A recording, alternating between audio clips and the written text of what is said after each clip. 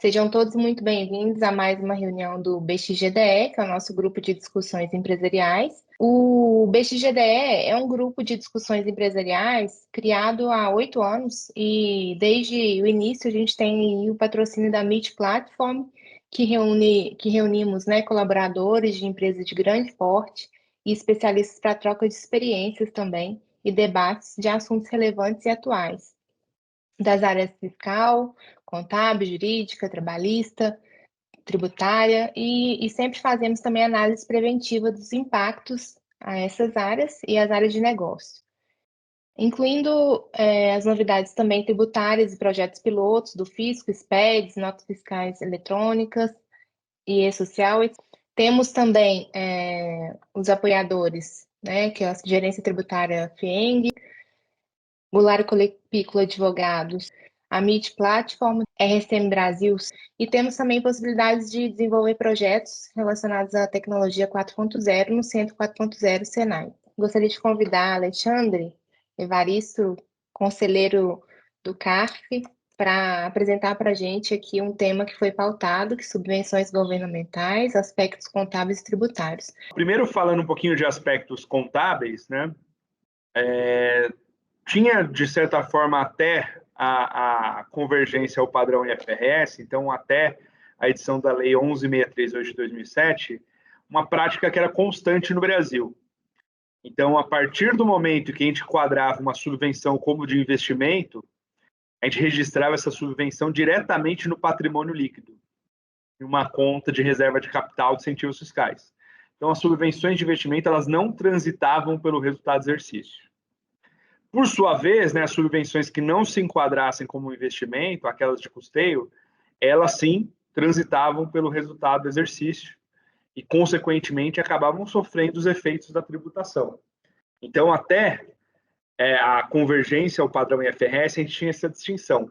Subvenção de custeio transita pelo resultado e é tributável, subvenção de investimento não transita pelo resultado, vai diretamente no PL contra uma conta de reserva de capital, e essa conta, por conta de ter ido diretamente para o PL, acaba não sendo tributada. Eis que veio a Lei 11.638, já com esse intuito de padronizar a contabilidade brasileira ao padrão internacional, o padrão IFRS, e surge uma novidade, né, para o que a gente estava acostumado.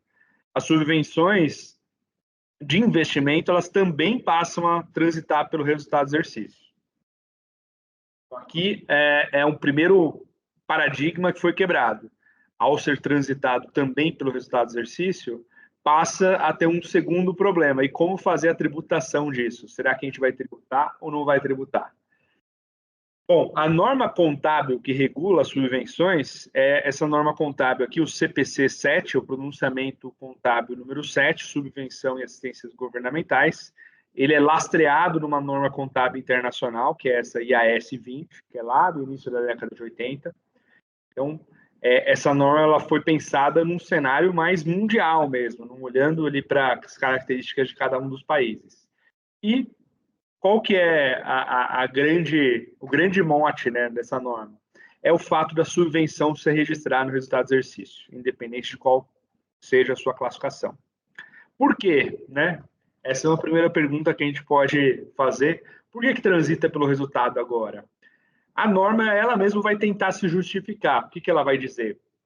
Bom, o PL ele seria um instrumento adequado para quando a gente estiver falando de transferências de capital. Então, dinheiro que os sócios aportam na sociedade. Então, não serviria, por exemplo, para quando é o governo que está aportando uma subvenção ou a doação de um terreno. Então, o PL seria exclusivo para essa relação sócio-sociedade.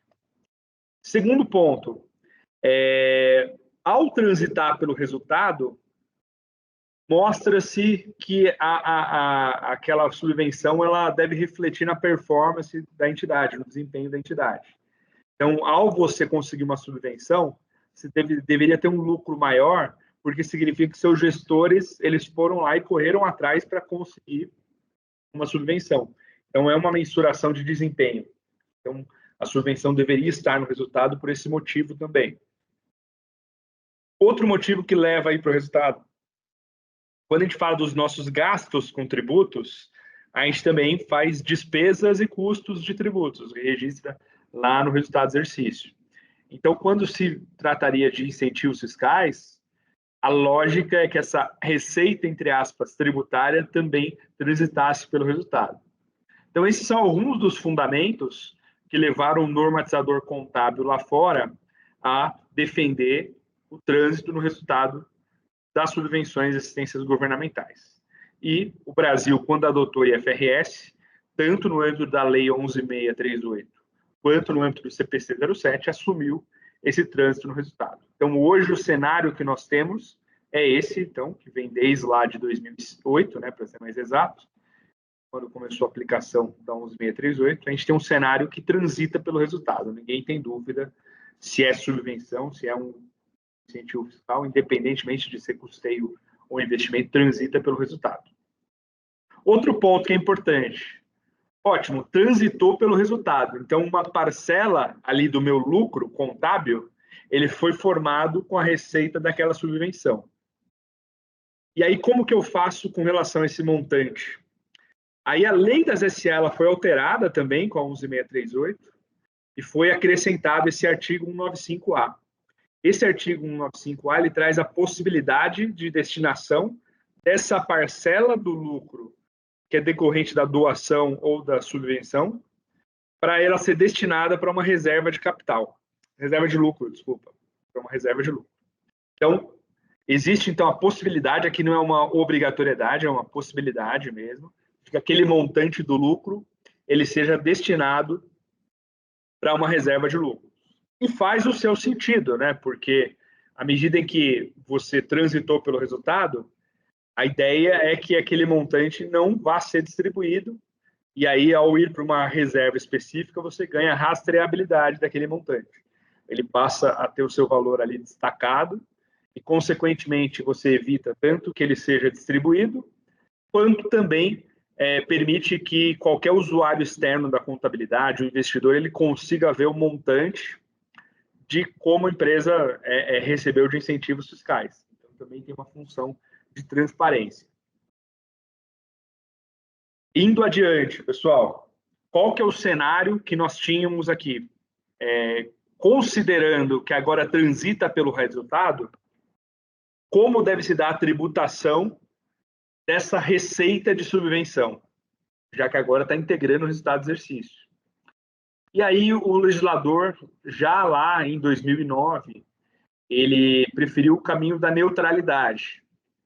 Então, a norma que instituiu o chamado RTT, né, o nosso regime tributário de transição, ela criou a possibilidade de não tributação da subvenção, então aquele montante, ainda que estivesse registrado no resultado do exercício, não seria tributado, desde que registrado naquela reserva de lucros de incentivos fiscais a que se refere o artigo 195A da Lei 6.404/76.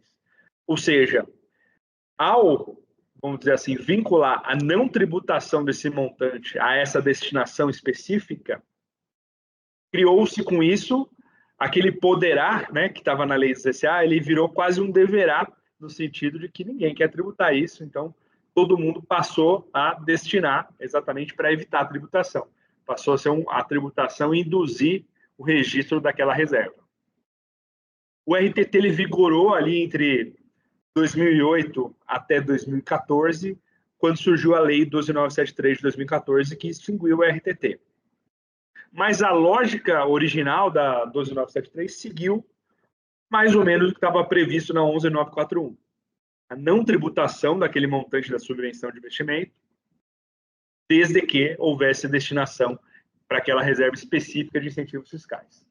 Então, basicamente, a gente tinha um cenário antigamente que a subvenção de investimento era registrada diretamente no PL, portanto não tributável, passou a ser registrada no resultado e a ter essa não tributação vinculada à destinação para uma reserva de lucros de incentivos fiscais.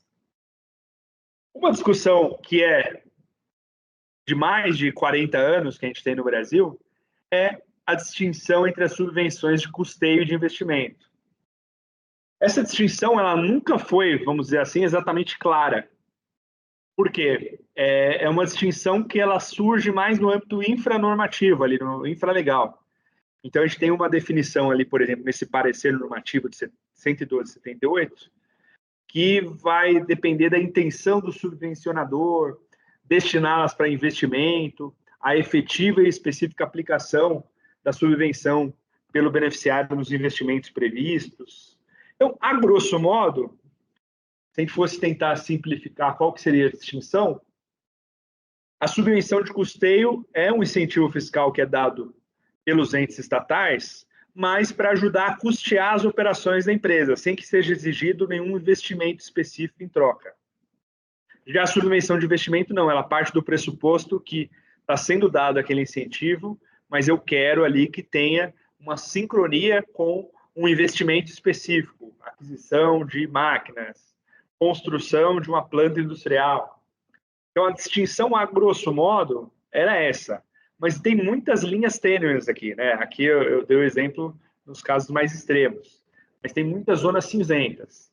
Então, havia, né, um contencioso de mais de 40 anos, lá no CARF, principalmente, em que a Receita Federal ela autuava o contribuinte e queria ali, basicamente, discutir se aquela subvenção específica, independente do nome dela, se ela era de investimento ou de custeio. Por quê? A de custeio seria tributável, a de investimento não. Então, era um contencioso gigante, né? O que é interessante, né? A gente tinha vários precedentes no CARF em que se analisava os casos a casos ali, né? Se olhava muitas vezes para se havia exigência de algum investimento ou não. Se olhava muito, além da exigência formal, para verificar se havia alguma fiscalização, se foi cumprida ou não aquela exigência, para não ser uma cláusula do tipo só para inglês ver ali. Então, tinha casos bastante interessantes, mas era uma análise muito casuística e de difícil previsibilidade. Para fins de PIS e COFINS, a discussão também era muito interessante, porque se discutia se a receita de subvenção se enquadrava ou não no conceito de receita. PIS e COFINS, ao serem tributos sobre receita, tem a discussão, né, praticamente para todo o lançamento que a gente tem no resultado que tem uma cara de receita, um lançamento a crédito. E no que diz respeito ao cumulativo, que é aquele original da 9718 de 98, ele tem um conceito mais restrito de receita. Consequentemente, o STF já tinha decidido que não incidiria PIS e COFINS no regime cumulativo sobre a receita de subvenção. No caso do não cumulativo, que é aquele conceito mais amplo, que abrange outras receitas, a discussão é um pouquinho mais complexa. Mas, mesmo assim, a gente tinha precedentes favoráveis ao contribuinte no CARF. Mas a gente está falando de um contencioso de milhões e de uma quantidade muito grande de processos. Eis que veio a Lei Complementar 160 de 2017. A Lei Complementar 160 ela foi muito importante, porque ela foi ali uma norma que veio dos debates, né, entre os diferentes estados da federação, ali por meio de seus representantes, e, de certa forma, ela tentou colocar uma pá de cal na discussão. Então, o primeiro ponto que foi relevante que a lei complementar trouxe, ela falou, olha, com relação aos incentivos fiscais do passado, ainda que, eventualmente, eles tenham sido conferidos sem seguir as regras do CONFAS e possam ter alguma ilegalidade, se os estados cumprirem com tais requisitos, publicarem um convênio informando as leis, o nome dos incentivos, vai estar resolvido. E aí o que acontece? A maior parte dos estados fez esse dever de casa, publicou, e aí vários dos casos do CARF, em que se discutia se era custeio ou investimento, o trabalho que a gente teve que ter é exatamente verificar se houve ou não a publicação desses requisitos, e a partir do momento que foram cumpridos os requisitos, a gente falava, é investimento, porque cumpriu com os requisitos da Lei Complementar 160, que se aplicava, inclusive dizia no texto, aos processos pendentes. Não era só para frente, né? Ela, de certa forma, retroagia para os processos pendentes administrativos ou judiciais. Então, ela resolveu de certa forma, tá? Lógico que ela pode ser criticada por alguns outros pontos, etc. e tal, mas ela veio para resolver. e resolveu bastante do contencioso do passado. Mas ela também trouxe uma alteração que foi significativa lá na Lei 12.973. Por quê? A 12.973 ela trazia aquele regime de não tributação das subvenções de investimento desde que houvesse registro, né, na reserva de incentivos fiscais, mas a lei complementar ela adicionou um parágrafo 4º e um parágrafo 5º ao artigo 30 da 12.973. E aí no parágrafo 4º ela vai falar de incentivos de ICMS de uma maneira geral. Então, a maior parte da doutrina vai entender que se está se referindo às subvenções de custeio, já que não faria sentido ela falar de novo das subvenções de investimento. E aí fala que esses incentivos fiscais de ICMS se equiparam, né, ao tratamento tributário das subvenções de investimento. Então aqui a gente tem uma equiparação legal, alguns vão chamar de ficção, outros de equiparação, mas fato é que a lei trouxe esse entendimento. Mas coloca ali, desde que atendidos os requisitos dessa lei, desse artigo. Aí vem a dúvida sobre o alcance. Será que de fato, houve uma equiparação total? Ou o que ele quis dizer quando estivesse falando dos requisitos desse artigo? A própria Receita Federal, num primeiro momento, ela pareceu entender que era uma equiparação total, mas depois ela começou a emitir diferentes manifestações. Aqui é um exemplo, a solução de consulta COSIT 145, dizendo equiparou, mas desde que cumpridos os requisitos do caput do artigo 30. E aí o caput do artigo 30 fala em subvenção para expansão ou inauguração de empreendimento. Então, consequentemente, a Receita Federal ela traz uma restritiva que acaba voltando até a discussão de subvenção de custeio e investimento, se a gente for interpretar com as lentes da Receita Federal. Diversos casos apareceram no CARF já sobre esse alcance, né, dessa equiparação. É um tema que ainda está em construção. A gente teve alguns casos que foram favoráveis ao contribuinte, no sentido da equiparação, até por uma questão bem pragmática. Olha, se for para voltar à discussão de subvenção de custeio e investimento, a lei complementar não faz sentido. Mas é um tema que é sempre bola dividida, tá?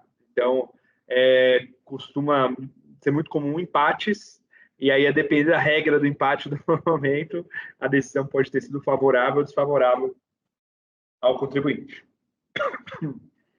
E aí, entramos aí, mais uma vez, aqui nesse primeiro parágrafo, essa discussão que a gente já estava falando. Aí entramos um pouquinho no cenário jurisprudencial, pessoal. Por óbvio, né, diversos contribuintes levaram as questões para tribunais superiores, não a questão da equiparação ainda, mas a questão da própria tributação das suas subvenções de investimento, dado que elas transitam pelo resultado do exercício.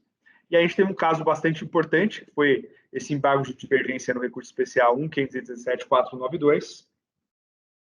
E aí a ministra Regina Helena Costa, que felizmente é uma das ministras com formação em tributário, ela usou uma argumentação um tanto genérica, tá? Ela falou, olha, há aqui uma violação ao Pacto Federativo, na medida em que, se a União quer tributar por IR, CS, PIS e COFINS o montante dessa subvenção de ICMS, por exemplo, aqui a gente tem uma violação ao Pacto Federativo. Então, com base nessa argumentação, a gente tinha um prognóstico bem favorável ao contribuinte ali no final de 2017 e no início de 2018 e 2019, já que a gente tinha uma jurisprudência favorável e alteração legislativa. Alguns contribuintes, eles começaram a até concluir que, olha, se viola o Pacto Federativo, eu não preciso nem fazer o controle na reserva específica de incentivos fiscais. Então, eu vou lá e nem preciso seguir o artigo 30 da 12.973. E, de fato, né, se a gente for fazer uma interpretação do decidido lá no STJ, literal, essa interpretação ela é muito possível, né? É que, por óbvio, a maior parte das empresas, sendo conservadoras, preferiam manter. Mas é uma interpretação que seria possível à época. E aí veio no ano passado mais umas outras decisões que são bem relevantes, porque como o movimento ele estava muito favorável ao contribuinte, entre 2017 ali até 2021, de certa forma, 2021, 2022, alguns contribuintes começaram a também registrar e excluir a receita de isenções e reduções de base de cálculo. Por quê? O entendimento lá do recurso do STJ, lá de 2017, ele estava pensando mais no cenário de crédito presumido, que é um tipo de benefício mais tradicional no ICMS. Mas é comum também que tenha outras formas de crédito, né? Outras formas de subvenção, como diferimentos, parcelamentos, e inclusive isenções e reduções de base de cálculo. Então, os contribuintes também, com o movimento pendular, como estava um momento propício, também começaram a discutir outras temáticas. E, de certa forma, veio aí um balde de água fria no ano passado, nesses 2 últimos RESPs aqui, recursos especiais na STJ, em que, de certa forma, limitou-se. Olha, viola o Pacto Federativo, mas calma lá. A gente está falando de crédito presumido lá em 2017. Não dá para excluir, né, na base de cálculo do IRPJ e da CSLL, outros tipos de benefícios de ICMS, como redução de alíquota, isenções, diferimento. Então, aqui houve ali um passo para trás. Vale destacar, né, que nesse meio tempo, ali entre 2022 para 2023, teve ali uma mudança de governo, né, e, de fato, o governo estava com uma necessidade de arrecadar bastante recursos. E um dos temas escolhidos para, de certa forma, escolher como prioritário para arrecadação foi a questão das subvenções. Eis que, ainda no ano passado, né, primeiro por forma de medida provisória, o governo, de certa forma, insatisfeito com o prumo que vinha tomando a questão das subvenções, ele editou uma medida provisória mudando significativamente o regime das subvenções, o regime tributário. E essa lei, essa medida provisória, acabou sendo convertida na Lei 14.789 de 2023. Então, a 14.789 ela vai representar para todos nós um novo paradigma a ser seguido. Talvez no movimento pendular seja um movimento pendular em sentido oposto. Se a gente estava com um cenário bastante favorável lá em 2017 até 2021, aqui parece que a gente tem uma guinada, né? No sentido de um maior conservadorismo com relação ao tema. E aí, o primeiro ponto que é relevante, a Lei 14.789, ela revoga o artigo 30 da Lei 12.973 de 2014. Então, com essa revogação, acaba-se aquela possibilidade de exclusão da subvenção de investimento no LALUR. Então, acabou aquela exclusão. E acaba a segunda discussão, a equiparação das subvenções de custeio de investimento também acaba. E eu registro esse crédito, calculando a parte, vamos dizer assim, né? E eu vou ter que registrar ele como meu ativo, aí sim entra a contabilidade. Ele vai ser um ativo. E a contrapartida dele vai ser no resultado do exercício também. Então tem um acréscimo aqui no meu lucro. A própria lei, aqui no artigo 11, ela falou, não, esse acréscimo aqui, essa receita desse crédito, não vai ser tributável pelo IR, CS, PIS e COFINS. Mas a subvenção lá em cima vai. É essa daqui que não vai. E esse crédito ele pode ser utilizado não só para pagar o IR devido, mas pode ser para compensação de qualquer tributo administrado pela Receita Federal. Então, ele também não tem carimbo com aquela utilização única. Ou seja, pessoal, a gente tem um cenário que é bastante conservador, tá? Há algumas potenciais questões ali, né? Uma delas é exatamente o argumento do Pacto Federativo, porque já que foi extinto ali, foi revogado o artigo 30, não tem mais aquela exclusão, alguns contribuintes estão entrando com ações judiciais para defender a não tributação daquela receita de subvenção do CMS, sob a justificativa de que fere o Pacto Federativo, é a União querendo abocanhar um montante que foi conferido pelos estados, e a gente tem algumas liminares favoráveis, tá? Então, saiu algumas notícias nesse mês, inclusive tem aí em Belo Horizonte, então temos alguns casos, ainda são decisões de primeira instância, então vai ser um tema que vai amadurecer. Pela lógica da decisão do ICMS, essas decisões estão corretas, né? Pela decisão do STJ. Mas ainda é um tema que vai amadurecer. E aí, só trazendo um exemplo numérico aqui, simplório, né? Imaginando, né, uma pessoa jurídica ter um lucro, né, contábil antes da despesa de R de R$ 100.000, e dentro desses R$ 100.000 tinha uma receita de subvenção de crédito presumido de 15 milhões. 100 milhões, né? Eu falei 100 mil, 100 milhões. E dentro dela tinha uma exclusão, tinha uma receita de subvenção de 15 milhões. Como era antes e como era depois, está sintetizado nesse quadro. Como que era antes? Eu, quando fosse fazer meu LALUR ali, né, partia do meu lucro contábil antes do IR, 100 milhões. Aí eu tinha direito à exclusão dessa receita de subvenção com base no artigo 30 da Lei 12.973 de 2014, desde que eu direcionasse para a reserva de incentivos fiscais. Então, consequentemente, eu não tributava, né? 100 milhões menos os 15, 85 milhões, aplicava as alíquotas ali do IR, do adicional e também da CSLL, com isso chegava nos montantes a pagar. Por outro lado, no novo regime, eu não tenho mais essa exclusão, ou seja, aquela receita de subvenção ela está fazendo parte da minha base tributável, está dentro ali do meu lucro real, que é 100 milhões. Vou aplicar as alíquotas sobre esses montantes, então estou aplicando aqui o IR 15, IR 10% de adicional e os 9%. Então, chego num valor devido maior. Vou ter o crédito, então aqui eu tenho a possibilidade de ter um crédito, que é só de 25%. E aqui eu estou partindo do pressuposto que dê para tomar tudo no mesmo ano, né? Lembrando que tem limitações tão grandes que vai ser na medida de depreciação relacionada com aquela receita de subvenção. Aqui eu estou colocando tudo no mesmo ano para simplificar. E aí a gente tem esse crédito, então, de 25% sobre os 15 milhões, que dá esses 3.750. Consequentemente, né, o meu montante de IR a pagar ali ele vai ser diminuído, né? Mas, né, eu tenho ali um efeito de aumento de carga tributária. Então, ali embaixo, eu fiz a título de exemplo, né, as linhas finais ali de uma demonstração do resultado do exercício. Em ambos os casos, a gente tem ali a 100 mil reais, 100 milhões de reais é o montante. No primeiro caso, a gente tem uma despesa de CSLL de 28 milhões, já que teve o montante da exclusão lá atrás, é uma base menor.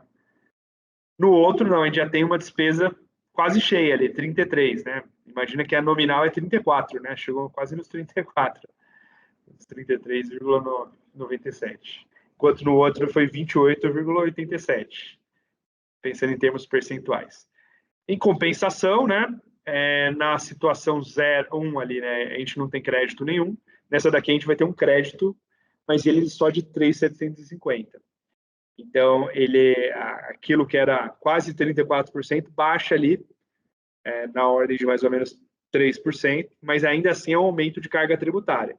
Então, enquanto no outro caso a gente estava ali no 28,88%, agora só com essa alteração, de certa forma, geográfica, lógico, geográfica é modo de dizer, né?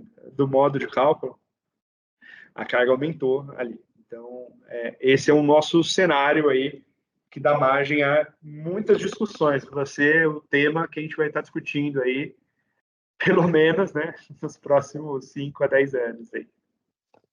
Vamos falar aqui do projeto de conformidade da Receita Federal.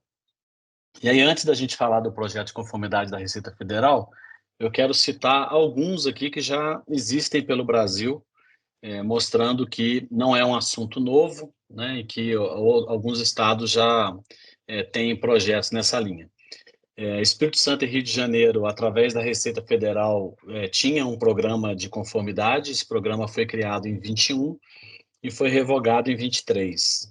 Em Alagoas foi criado o contribuinte arretado, no Ceará o programa Pai d'Égua, no Pernambuco o Coopera, no Sergipe o Amigo da Gente, e em São Paulo o Nos Conformes, que é o mais conhecido aí da maioria, né, pela repercussão que tem em São Paulo, e aí a gente acaba tendo mais informação no dia a dia, e é um exemplo de programa nessa linha de conformidade fiscal. E aí, falando do projeto da Receita Federal, que é o Confia, ele foi iniciado em 2021. Então, lá em abril de 2021, foi instituído um comitê gestor que seria responsável por definir aí as diretrizes e o funcionamento desse programa. A gente sempre publicou aqui no nosso blog, sempre trouxe aqui nas nossas reuniões do BXGDE todas essas ações que foram ocorrendo. Eu vou fazer aqui uma linha do tempo rápida e depois falar um pouco do momento atual. Então, depois, lá em maio de 21, foi exposto através da portaria, de uma portaria, foi criado, né, o CONFIA através de uma portaria. Então, primeiro criou-se o comitê, definiu a estratégia, uma portaria criou o CONFIA, que foi essa portaria 28 lá de 21, e essa portaria já previa um projeto piloto desse programa. É um programa baseado, né, numa metodologia que chama TADAT, Tax Administration Diagnostic Assessment Tool. Então, assim, é uma ferramenta para diagnosticar o momento ali inicialmente das entidades públicas e ou das empresas privadas, né? São modelos que foram propostos pela OCDE, e isso foi trabalhado e estudado para se adaptar ao modelo brasileiro, né? Ao contribuinte brasileiro, à Receita Federal do Brasil. Então, tem uma metodologia, tem ferramenta com indicadores de performance, é uma iniciativa global, como eu citei, né, com modelos propostos pela OCDE, que tem o objetivo aí de apoiar as reformas fiscais em escala global, e aí tem como apoiadores Banco Mundial e FMI, por exemplo, e é adotado por diversas entidades governamentais internacionais pelo mundo afora aí. Então, também, depois, quem quiser pesquisar, né, TADAT é um termo muito com muita publicação aí pelos países afora. O objetivo maior, então, é um trabalho cooperativo entre o fisco daquele país, né, no nosso caso aqui, Brasil, Receita Federal, e os contribuintes e, obviamente, as entidades representantes, né, representativas desses contribuintes. Inicialmente, maiores contribuintes. Então, o foco está, né, nos grandes contribuintes. Entre os pilares, criar códigos de boas práticas, criar um marco de controle fiscal. Eles entendem, né, no desenho desse projeto, que o maior desafio é trazer impactos reais para mudar a cultura, né, de relação entre o fisco e o contribuinte, né? A gente tem um pouco aqui talvez de discordância quando se fala muito de não ter uma boa relação, de ser tratado como inimigo, fisco e contribuinte, porque para quem participou dos projetos SPED aí 2005 até agora recente, 2021, 22, a gente sempre teve um bom relacionamento com o fisco, né? Nem sempre aceitam as sugestões, nem sempre concordam com os nossos argumentos, mas sempre tiveram um bom relacionamento, uma porta aberta, tanto no aspecto de grupos piloto, como participação de eventos para massificar a informação, essas coisas. Então, para quem teve essa interação, tem uma visão diferente. Mas, no geral, para as empresas que não têm nenhum relacionamento desse tipo com o fisco, acaba tendo uma visão de que o fisco, né, só quer fiscalizar e autuar. Aí o que mais que tem aqui?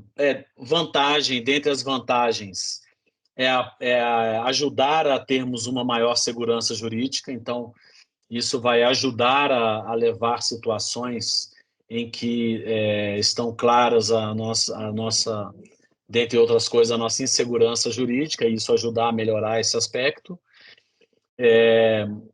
É provável também, é esperado, né, que no ambiente federal seja criado algum tipo de classificação. Ainda não está normatizado isso, mas se espera, pelos modelos que tem, né, pelo mundo afora e até pelo modelo praticado em alguns dos estados, então que tenha lá um score, uma pontuação, e que o contribuinte, na hora que ele atingir lá certo status, ele vai ter alguns benefícios que outros não têm, né? No exemplo, São Paulo é um exemplo que foi assim. Então, aqui mais um resumão. Em função disso, também lá no começo de 2021, a Receita Federal, então, celebrou alguns protocolos de cooperação técnica. Então, ela convidou algumas empresas, né? E que empresas são essas que ela convidou lá no começo de 21, né? Eles selecionaram 44 grupos, né? E convidaram para um webinar onde eles iriam apresentar esse projeto, né? Esses 44 grupos, eles foram selecionados a partir dos seguintes grupos, né? Os 100 maiores contribuintes de acompanhamento diferenciado, 50 maiores vendas na revista Exame lá de 2020, os 30 maiores grupos do valor econômico lá de 2020, os 50 maiores valores de mercado na B3.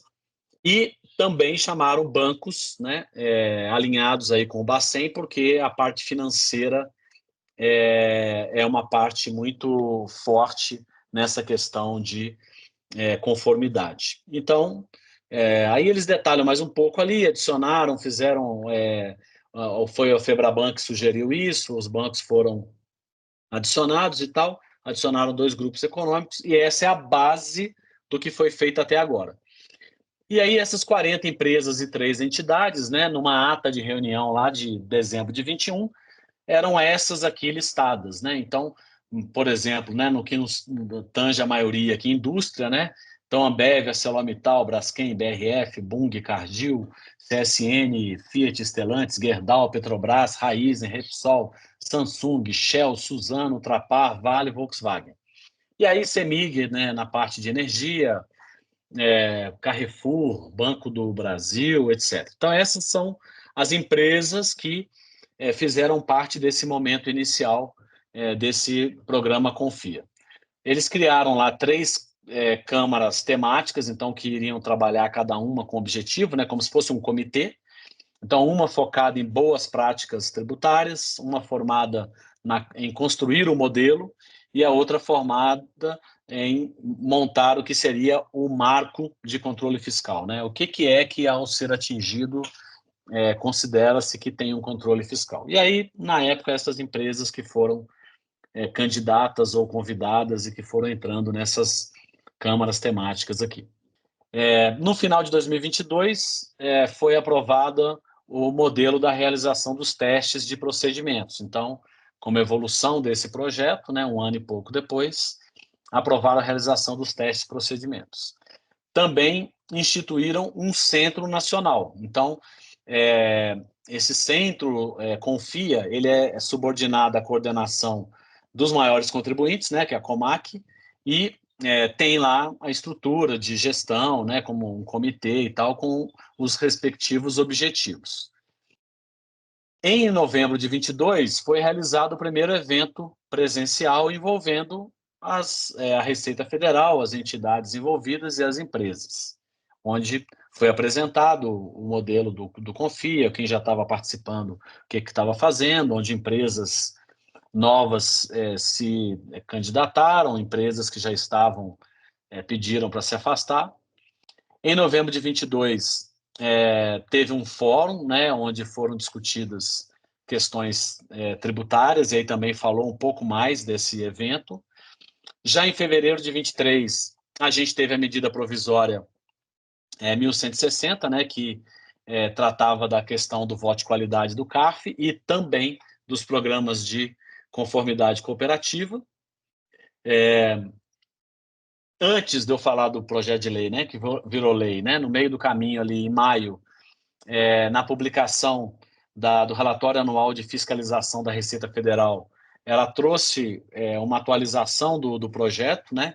Então, onde eles verificaram, por exemplo, né? Então aqui citaram aqui, né? Durante os trabalhos, né? Da Câmara, né? Daqueles comitês, verificou a necessidade de estabelecer um teste de procedimentos. Então, atualmente tinham 9 empresas voluntárias participando, né? Foi desenhado em conjunto com esses contribuintes, né? O que seria considerado como mínimo, né, para as empresas participarem, então, como certidão negativa de débito, né, e o que poderia ser trazido como benefício, né?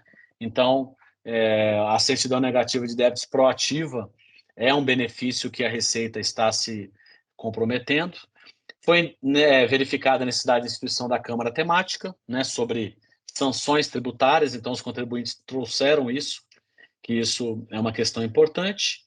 E eles fizeram alguns testes, eles disseram que o resultado dos testes dessa Câmara Temática de Sanções Tributárias gerariam subsídios para que pudesse concluir os trabalhos da Câmara que tratava do modelo do projeto Confia, que a gente citou lá atrás. A gente teve, então, um projeto de lei, né, que tratava tanto da questão, né, do voto de qualidade do CARF quanto da conformidade cooperativa ou conformidade tributária, projeto de lei 2384. Tivemos uma portaria também em setembro do ano passado, né, simplesmente postergando aqui o prazo do teste de procedimento, então dizendo que ele seria realizado até 31 de dezembro, só isso, a portaria.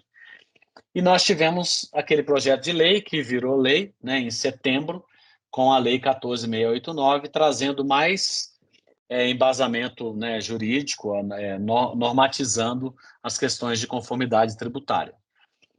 Em novembro de 23 teve uma reunião, né, dentro desse fórum de diálogo aí das empresas, e aqui os nomes dos participantes aqui, dos representantes dos contribuintes, e também na ata, é tudo público, está tudo lá no site do programa Confia.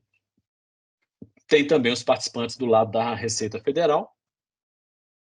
E aqui eles trouxeram os representantes, né, atualizados de cada segmento de mercado, né? Então, nesse momento, as empresas que representam o comércio lá no projeto Confia são Carrefour e Casas Bahia. Infraestrutura é a Enel e a Neo Energia. Bancos, Bradesco e Santander. Serviços, Claro e Vivo. E indústria, Ambev e Braskem. Em dezembro, né, teve o tratamento dos vetos que aconteceram na lei lá, que foi aprovada em setembro. Ainda em dezembro, foi instituído o piloto do programa, então definido como que é o piloto, qual é o objetivo, como que ele vai acontecer, e novamente prorrogado o prazo de realização dos testes. Então aqui é que a gente vai chegar no nosso momento atual aqui, para vocês entenderem como está e se vocês têm interesse, né, de participar, né? Então, em março, foi aberto o prazo para que as empresas possam aderir ao programa. Então, ele está aberto a todo mundo? Não, ele está aberto aos maiores contribuintes. Então, a gente vai detalhar um pouquinho aqui quem que pode participar, para vocês avaliarem se vale a pena participar ou não. Dentre as vantagens, né, de participar desse programa, existe a designação de um ponto de contato entre Receita Federal e empresa. Então, a empresa vai ter um relacionamento direto nesse grupo, né, nesse fórum de diálogo. Vai ter aquela certidão negativa, né, proativa, a expectativa dentro desse programa. E as empresas que participarem desse projeto piloto, elas vão ter prioridade para ingressar no programa Confia quando ele for definitivo, quando chegar na etapa de entrou em produção. E, obviamente, que considerando que é um programa que traz benefícios, como o exemplo lá do Nos Conformes de São Paulo, vai ser interessante para grande parte das empresas participarem por conta dos benefícios que elas terão. Então, quem participar do projeto piloto, além de ter a possibilidade de entender, aprender e ajustar os seus processos aí e sistemas para isso, né? Então, estará mais maduro quando vir a produção, né? Ou quando entrar em produção o projeto, também vai ter a vantagem de ser priorizado nesse processo. Lá no site do projeto Confia, que tem o link aqui, tem o que é o piloto, então destacando o que é, quais são as vantagens, que eu já fiz ali um resumo para vocês, quem pode participar, quantas vagas, como e onde se candidatar, E tem lá legislação de referência, tem biblioteca, tem atas de reunião, tem vídeos de eventos. Então, para quem quiser conhecer um pouco mais, tem bastante conteúdo lá. Hoje, o projeto está na etapa de testar, então ele já passou pelo processo inicial de alinhamento, onde os objetivos e interesses, né, da Receita Federal foram discutidos com as empresas, né? A parte de desenho, onde desenharam qual era o modelo de testes, né? Tudo baseado no que a OCDE já tinha de metodologia e considerando também as melhores práticas internacionais. E agora está nesse momento de testar, onde um grupo pequeno de empresas, então lembrem-se que já tem 9 voluntários lá dentro, né? Vai adicionando mais algumas que a gente vai citar aqui. Esse grupo pequeno vai fazer parte desse projeto com o objetivo de validar e aperfeiçoar o modelo, né? E aperfeiçoar o modelo. A partir concluindo essa etapa de testes, vai se iniciar o projeto de implementação. Então, ele vai novamente para um grupo pequeno de empresas, então, além daquelas 9 que já estavam voluntárias, além das 15 que vão poder entrar agora, mais algumas poderão entrar, e aí faz o processo de implementação, e passada a etapa de implementação, vem a etapa de expansão, né? E aí, progressivamente, o programa vai ser aberto às demais empresas principalmente maiores contribuintes, considerando também do lado da Receita Federal a capacidade dela de operacionalizar isso com as empresas. Então, isso é um projeto que vai acontecer aos poucos. Então, aqui de maneira simplista, né, para a gente ter uma visão geral. O que é o projeto, né? Então, o que é o piloto do projeto Confia, né? Então, ele representa um avanço de fase, como eu citei para vocês as etapas, lá está na terceira etapa.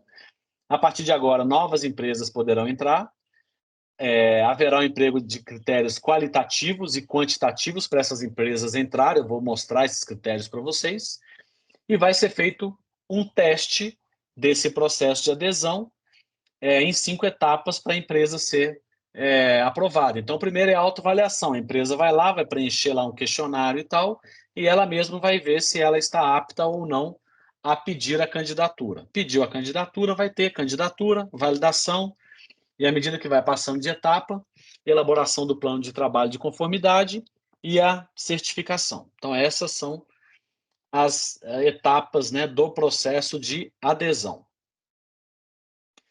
As vantagens, né, que eu citei lá atrás, né, ponto de contato, a certidão proativa, e a empresa que participar do piloto vai ter prioridade para ingressar no programa definitivo. Quem pode participar? Então, de maneira simplista, as empresas que têm acompanhamento especial, as empresas que têm receita bruta acima de 2 bi, as empresas que têm um débito anual acima de 100 milhões. Essa é a maneira simplista. Mas tem os outros critérios que eu vou também mostrar para vocês. 80% das empresas consideradas contribuintes especiais da Receita Federal estão aptas a participar do projeto piloto, no aspecto de cumprir esses requisitos aqui. Então, o que ele diz é que 80% fatura acima de 2 bi e tem um débito anual acima de 100 milhões. Agora, é só isso? Não. Tem mais um monte de coisa aqui que vem oportunidades para vocês, né? Então, aqui eu trouxe a legislação, né? O que está em amarelo é o que está no slide anterior aqui, que é o slide que eu trouxe lá do site do Projeto Confia. E o que está abaixo aqui, os próximos incisos aqui, é o que não está exposto lá. Então, assim, além de estar entre os maiores contribuintes nessas condições, o que é esperado das empresas que queiram se candidatar a participar, né? Regularidade cadastral, critérios, né? Alguns critérios, né? O grau de endividamento, obrigações tributárias acessórias, declarações sem omissões, né? Obrigações principais, né? Também tudo ok, consistência ok, adimplência, consistência, possíveis opções de divergência relativas a informações prestadas. Então, o objetivo é que essas empresas, além de serem as maiores, que elas tenham regularidade fiscal, baixo grau de endividamento e que cumpram, né, bem as suas obrigações principais e acessórias. Cumpram os requisitos de regularidade fiscal perante a Fazenda Nacional, submetam-se à auditoria de auditores independentes registrados na CVM. Então, aqui já tira algumas empresas que não têm auditoria independente também, né? E que elas também concordem com o termo de adesão, né? Então, no termo de adesão, assinado pelo representante legal, né, da empresa, ele está assumindo algumas ações ou algumas responsabilidades, alguns propósitos, algumas atitudes que a empresa vai responder por isso, né? Então, dentre eles, compromisso com a transparência na responsabilidade com o processo de conformidade tributária aduaneira e no trabalho em cooperação com a Receita Federal. E aí tem um exemplo do termo de adesão que eu vou mostrar para vocês. O termo de adesão está até aqui, eu vou mostrar já aqui para vocês. Então, aqui, o termo de adesão que a empresa vai ter que assinar, ele fala aqui o seguinte, ao aderir o presente termo, o contribuinte participante se compromete a coisas que a gente já faz no dia a dia, né? Mas, obviamente, que está aqui novamente assinando e confirmando que vai fazer tudo isso, né? Observar continuamente os seguintes princípios. Voluntariedade de ingresso e saída do programa, então, beleza. Entrou, não é obrigado a ficar a vida inteira, então pode, por quaisquer motivo, manifestar o interesse de sair. Boa-fé e construção de uma relação de confiança mútua. Diálogo e cooperação, transferência, previsibilidade e segurança jurídica, a busca da conformidade tributária, prevenção de litígios e de imposição de penalidades, proporcionalidade e imparcialidade, divulgar e tornar acessíveis. Então, assim, as empresas que assinarem, né, esse termo de adesão para entrar, né, chegar no ponto, cumpriu as etapas anteriores, chegou nesse ponto, elas terão que tornar público para a Receita Federal os procedimentos preparatórios das suas obrigações tributárias. Cortou um pedacinho aqui, né? Então, como é que eu faço hoje, o que eu faço dentro de casa para eu gerar um SPED fiscal, uma ECD corretamente, né? Quais são as preocupações e as precauções que eu trabalho dentro de casa para minimizar a chance de eu entregar um arquivo com problema? Manter capacitados e atualizados os colaboradores cujas competências e atividades impactam diretamente a conformidade tributária. Então, vai ter que dizer o que faz e o que está fazendo para manter isso capacitado e atualizado. Designar alguém, né, que vai ter a responsabilidade aqui de ser o responsável pela garantia da conformidade tributária na empresa. Dentre outras coisas, né? Refletir a estrutura da governança tributária e o sistema de gestão, manter adequado os seguintes critérios de admissibilidade. Então, assim, eu mostrei isso, fui autorizado, entrei, aderi, fui aprovado pela Receita, assinei o termo de adesão. Eu tenho que manter a regularidade fiscal, a auditoria independente, a estrutura de governança corporativa tributária, que eu já tinha, o que eu montei para isso, o sistema de gestão de conformidade tributária, baixo risco à conformidade tributária aduaneira, né? Nos aspectos relativos a, olha que interessante, cadastro, obrigações acessórias, obrigações principais e consistências das informações prestadas. Dívida tributária federal, né? Ela tem que ser sempre igual ou inferior àquela calculada quando da admissão. Então, se a dívida hoje foi considerada pela Receita Federal ok, ela falou, não, tudo bem, a dívida que você tem é aceitável para você aderir ao programa. Enquanto você está participando do programa, ela não pode ser maior. Então, você não pode aumentar essa dívida. E a Receita Federal oferecerá os seguintes serviços e processos diferenciados, né? Com o objetivo de abrir o diálogo e manter o diálogo entre as partes, né? Canal personalizado, renovação da CND, orientação para elaboração de soluções de consulta, né, sobre atos, negócios ou operações com relevância fiscal, para os quais ainda não haja manifestação expressa da administração. Então, se discutiu algum tema lá que não tem uma manifestação clara na legislação, esse grupo vai ajudar o contribuinte a elaborar uma solução de consulta com o objetivo de ter uma resposta à consulta, diminuir, né, o litígio, né, diminuir a busca da litigiosidade. E a Receita vai trabalhar no monitoramento da conformidade tributária do contribuinte. Quem pode participar, né? Então, os maiores contribuintes, os que estão regulares, os que assinaram aquele termo de adesão que eu mostrei para vocês, e aí, né, os que possuam estrutura de governança corporativa tributária eficaz, demonstrada pela existência e prática de política corporativa tributária bem definida, bem comunicada, aprovada no nível estratégico da empresa. Estrutura de controle e gestão de riscos com processos e procedimentos capazes de identificar, mitigar, monitorar os principais riscos de conformidade tributária aduaneira. Possua um sistema de gestão de conformidade tributária comprovado por documentação que demonstre política fiscal endossada pela administração com a descrição do método de identificação e gerenciamento da obrigação tributária. Procedimentos utilizados para cumprir as obrigações tributárias. Procedimentos utilizados para testar e validar a eficácia operacional da estrutura dos controles internos para cumprir bem as obrigações tributárias. Que não sejam omissas nas entregas das declarações, que não tenham saldos e tributos a pagar em aberto, que não apresentem inconsistência nas declarações. Então, vejam que está muito bem detalhado, exposto literalmente o que é o projeto, o que se espera do projeto, o que se espera dos contribuintes, né? Para que depois possa trazer benefícios aos contribuintes, né?